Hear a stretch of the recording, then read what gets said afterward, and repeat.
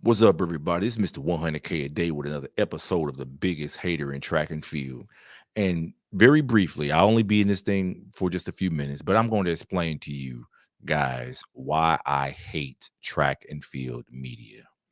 The reason why I hate track and field media, just to start with, is because these guys are the corniest, most bitter, most player hating, most just simple minded mofos that you will ever meet in your life You don't want to do business with these people. You don't want to even associate with these type of people. These ain't type of people you even want to have in your personal life. Why? Because they are oftentimes abused people people were abused by the sport, or they're just plain old meat riders. Meat riders to the highest degree. Now, I'm not going to call names. On the screen that you're seeing right now, we see Ray, who got Ray's tape. We see Anson Henry. We see Justin Gatlin. We see Colin Waitsman. We see Natasha Hastings and Corey, whatever her name is, from Track Girl Summer. And we see Real Talk with T. These people represent a very large contingent of track and field media, well, at least urban, outside of flow track and total running productions and things like that. But those people right there are a pretty big part of track and field media. So I'm explaining to you guys why I hate each and every one of these guys. And I'm gonna start with Natasha Hastings. So I've never met Natasha Hastings. We don't have any personal um issues with one another. So I want to make that clear. I don't have any personal thing against her because I've never met her before. But the thing about her is that I hated her show.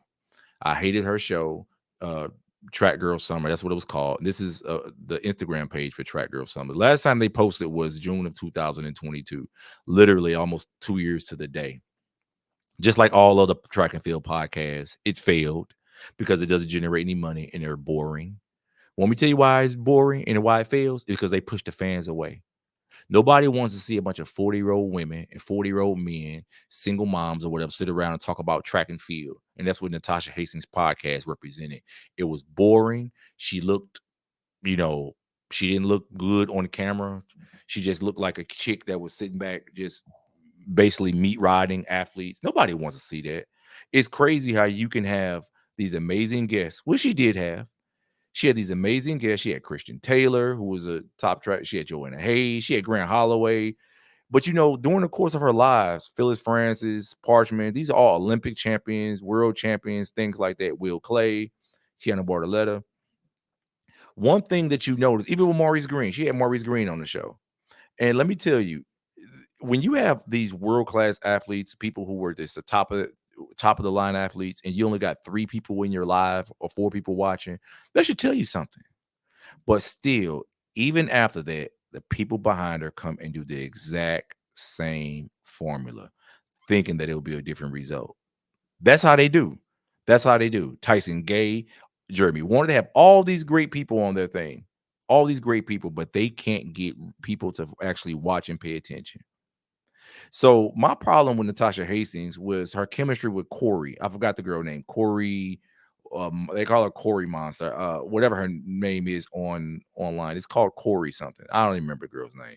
But anyway, this is the girl. She was a 400-meter world champion back in 2017 on a fluke. She was never that talented. She got lucky and won when the times are really, really slow, which happens. But we'll give that to her. When I saw her online, it was clear there wasn't really good chemistry between her and Natasha Hastings. And she seemed like she was kind of like out to lunch on something. Like there was something wasn't there psychologically.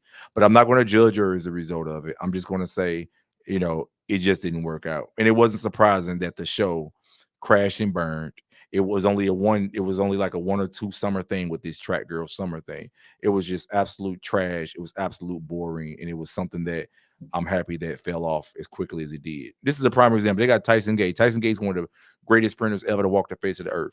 And if you see how many comments they have on this particular video, three, three comments. And you on here with one of the greatest track and field sprinters, not just American sprinters, but track and field sprinters that ever walked the face of the earth.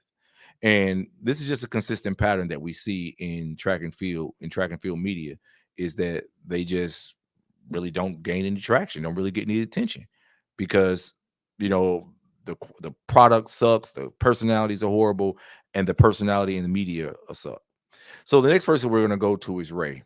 Everybody know Ray. Ray has Ray's take, and we're in 2024 now.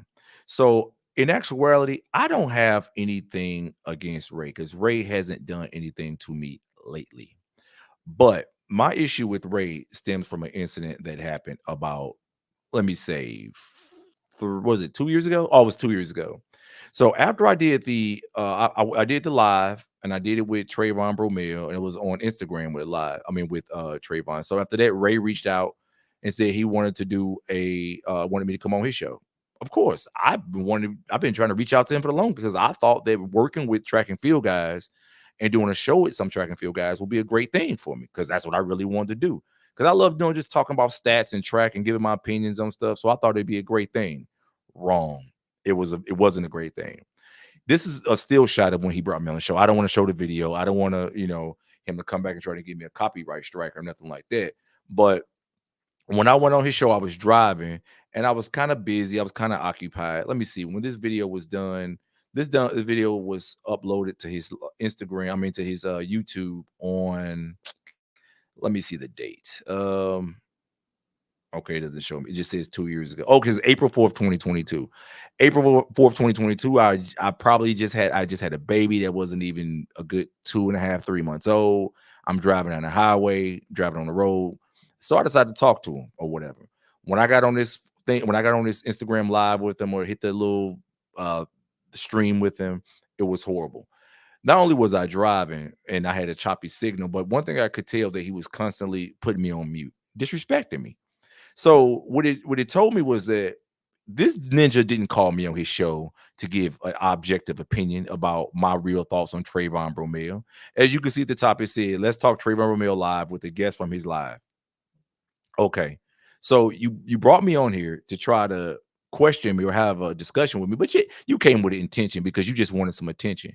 You came with an intention because you just wanted some attention, and you wanted to meet ride Trayvon Bromell and everybody else try to humiliate me and make me look stupid. That's why you put me on mute, and that's why eventually, if you listen to the actual video, what actually happened, I let him go for a few minutes, and then eventually I just basically hung up on him. That's all I did. I just hung up on him because we talked for a few minutes. And I let it slide. I kept hearing him put me on silent. I put me on mute, and I just said, you know what? I just hung up on that dude. I just wasn't about to keep playing these silly games. But because of the fact that I know a lot of these dudes are clowns for real, and this is what they get off on. They some social media dudes who just want to sit and play these stupid games and just try instead of being a man and have a real discussion with you. That's what they'll do. That's what they'll do. And that's why I hung up on this guy. So if you actually go back to his Instagram and watch that video from that time and from that, you can tell that, it was just a horrible, horrible thing. It was stupid. And I should have never participated in anything with him. And I wish I wouldn't have. I wish I wouldn't have. That's why even right here, I put my ear to the phone. I listened to what the man had to say. And I said, you know what? Looked at the camera, like right there. I looked at the camera and hung clean up on the dude. You know what I'm saying? So it was over. It was over. From that day on, really, I didn't like Ray. Like I said, before that, it was nothing personal because I never even actually met Ray. And actually, when I look back, I actually knew people had people in common with him that we had like mutual acquaintances. But that's what got me like put a bad taste in my mouth when it came to Ray because it showed me that he was kind of like, on some lame stuff. And I can't respect that, man. If you want to call me on your show as a man, we can have a conversation as a man. But as time went on, I saw how he was, and I was like, you know what, this ain't the type of dude I could rock with. So I don't got nothing personal against him now. It was something stupid that he did, but I see what type of dude these track dudes are. So based on that, I just learned not to even rock with him. So that was my thing with him. So anybody else who I've worked with, and I'm sure that a lot of you guys are familiar with my history with the next person. The next person I have with Anson Henry. So if you go to Anson Henry's pages and stuff like that, we did some work together. Anson is the guy on the upper right hand left. I mean upper, I'm sorry, upper right hand, right here. So my problem with Anson is that I feel like a lot of these guys who almost made it in track, like me, I didn't almost make it. I wasn't pro, but some of these guys who were pro, traveling the country, traveling the world, as pro track athletes, particularly from BS countries that you can really be a 10-2 guy and consider to be professional.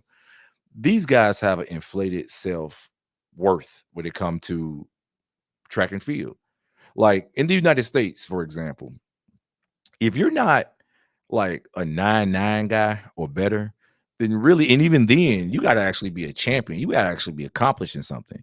You can't be like Anson Henry showing up running 10.3 seconds at the Olympics or the World Championships, and then actually consider yourself to be great. You can't do that in the United States. So in my interactions with Anson Henry, right? Like I said, I've never even met Anson before in person. I haven't. So my issue with Anson is always been the same. I felt like he's number one, he's from a country that is, from a track and field perspective, is extremely weak. The biggest thing they have in Canada track and field was Ben Johnson. And after that, there's been Donovan Bailey. And really have had nothing since then. And that's been, 25, almost 30 years. So these guys like really live in like live in like fantasy land. And one little thing that they'll have success on, they'll run that into the sunset, not realizing that really you didn't really even accomplish nothing. So they can have a guy like they'll win something like the relay at the world championships and they'll think that they are hell of a guys. But from a personal standpoint of actually working with these guys on track and field media, these guys suck. They suck because they come up with stupid ideas. Like I remember Anson, if anybody's familiar with Anson Henry, he came up with the idea that we should get rid of the clock. Get rid of the clock, ladies and gentlemen. What type of crazy mofo you got to be to believe that getting rid of the clock in track and field would improve the sport, would improve the quality of the sport? And there are certain things that they do when they interact with, track and field athletes, the pros. They just seem like they're big time meat riders. Anson, that's what he represents in my book. And that always made me uncomfortable even from a working perspective. It's hard to work with people like that. And I come from a background where we don't meat ride nobody. We'll crack jokes with people. We'll talk trash to them. We'll have fun with them, but we don't meat ride nobody. And that's what he represented to me. So that's why I was happy. I didn't have a problem quitting the show working with those guys. Him and Bernard Williams. I won't even talk about Bernard Williams because he's a complete clown himself. So with Anson, that was my hiccup with Anson. It wasn't nothing like personal. I've never met him and all that. He didn't sleep with my woman. We didn't, he didn't steal any money from me, nothing like that. This dude was just a complete, like, delusional, you know, track athlete who really didn't really understand American culture and is really stuck in wherever he's from. So the next guy I had an issue with, I personally have an issue with, and I've never met this guy before, is Colin. Now, Colin is the light skinned dweeb who's sitting right there. Now, the thing that I don't like about Colin is the fact that number one, he came from a pole vaulting background. We already know, guys, ain't no real ninjas doing no pole vault. I don't care what you say. I don't care what you think. No real ninjas for real do no pole vault. Not at least in the United States. So with Colin being a track and field media and having a track and field platform and just listening to him talk, he doesn't come off as a real ninja to me. He come off as a white guy. You know what I'm saying? And him coming off like that and trying to speak on things in track and field, it seems inauthentic. It seems like a robot. It seems like he's reading from a book. You know what I'm saying? And he did the pole vault. So it's like in track and field, if you're, a black, we don't respect pole vaulters being black for real. And really don't respect pole vaulters at all because we know that the most talented athletes don't even bother with pole vault. That's my problem with him. And there are some few other things that I really don't want to go into at this point. But let's just say, I'm not rocking with that dude as far as track and field media in any way, shape, fashion, or form. And I feel like all these guys are actually bad for track and field media. So my last but not least, well, second to last but not least, Real Talk with T. There's a video I've already produced on Real Talk with T. She's on the bottom right hand corner. She is absolutely unprofessional. Absolutely unprofessional. She's probably the most unprofessional person I've ever seen do track and field media. Really, any media for real. And she's too friendly with the athlete. She can't even get an objective interview. She can't even ask the athletes about their track and field performances because she's too busy asking about their nails and hair and other stupid things. And I feel like she does a disservice to track and field. She makes it look immature.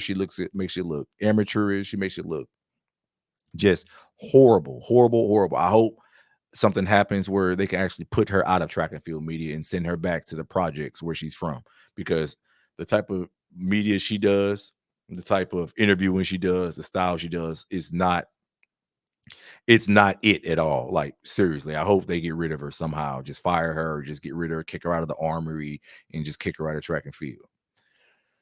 Last but not least, we got Justin Gatlin. Now, Justin Gatlin, his podcast is relatively new. Now, I don't know how many people have actually looked at his podcast, how many people watch his podcast, and how many people actually, are into, basically what stuff he do because he talks about current events and he also talks about things that have occurred um, with him.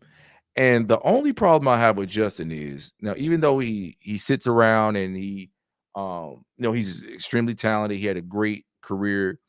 The problem that I have with Justin Gatlin's podcast is the fact it's called Ready Set Go. The problem that I have with his podcast is the fact that he does not. You can tell he's hiding something.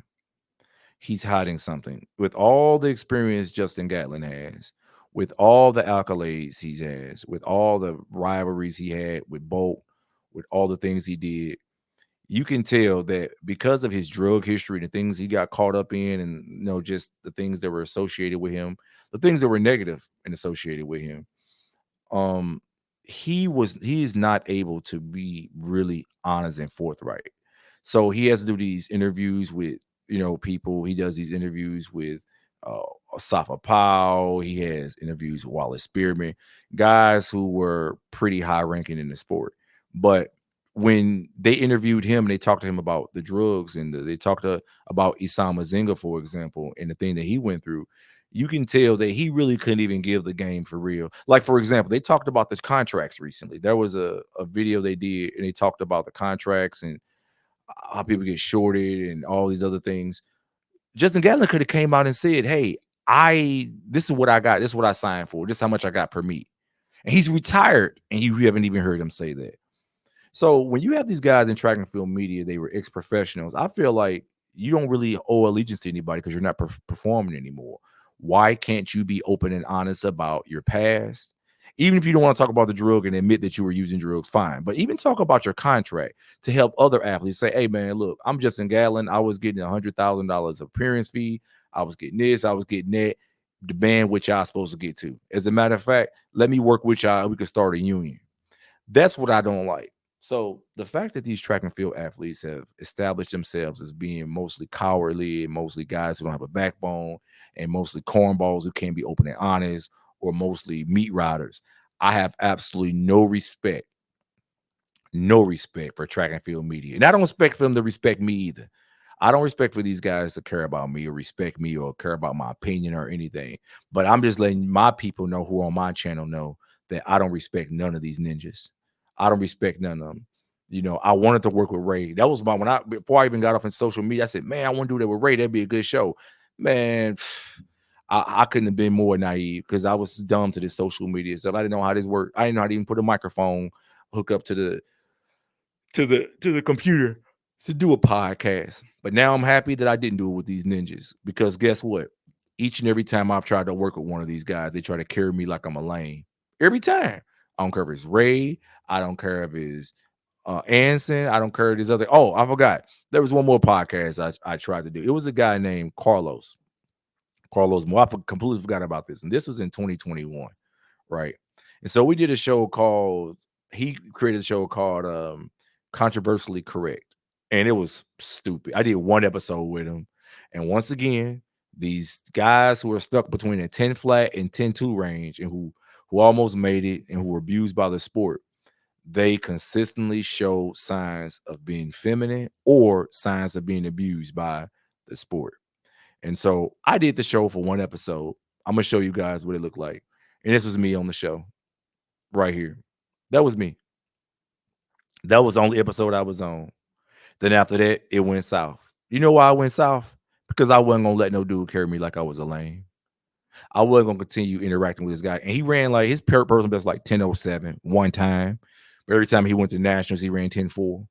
And that is my problem with a lot of these track and field people, especially the males. Especially the males. They would have had little because track and field media is mostly, other than Justin Gatlin, Track and field media is mostly run by failed sprinters, failed athletes, guys who weren't even really that good, guys who are trash, guys who are dumpster juice, right? As pros, as pros. We're not talking about the guys who were in high school or maybe college. We're talking about the guys who were pros. Most of those guys were dumpster juice. Most of those guys were struggling athletes. Or if they were even traveling on a circuit, guess what? They only did it because they was from a BS country like Anson Henry.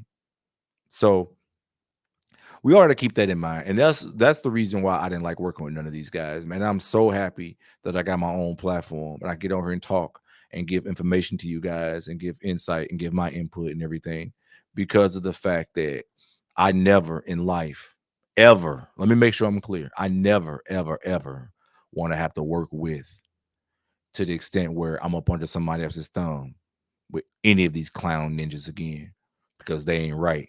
They unprofessional. They either meat riders, they unprofessional, they bitter, they hurt, and they try to carry you like a lame, try to carry a real ninja like a lame, and it's embarrassing.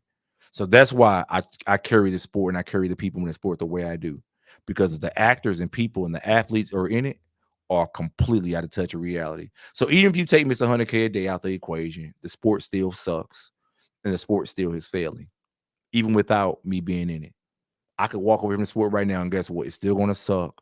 The media is gonna suck. They're still gonna treat the fans like crap, and they're still gonna be all about themselves. That's why the sport fails, and it will suck, and it's gonna always suck and be some trash. And that's why I'm gonna always be here to talk about it and to give you guys the real. I'm not like those other track and field media forums. I'm gonna give you the real. I don't have an agenda. I don't have to meet ride. I'm gonna kiss up to anybody. I don't need alliances within track and field. I don't need none of that. I'm here for it all. So that's what it is, y'all. That's exactly what it is. And that's why I encourage you guys to always speak up, to join my channel, to help me create really good content so I can make sure that I always bring you guys the real and don't be associated with this fake stuff that's out here because they fake, they phony, they cornballs, they bitter. I'm telling you, I'm telling you, that's the truth. Well, anyway, now that I've let that off my chest, this has been another good episode of the biggest hater in track and field. And I hope you guys enjoyed this rundown of why I hate track and field media. I'm going to talk to you guys later. Peace.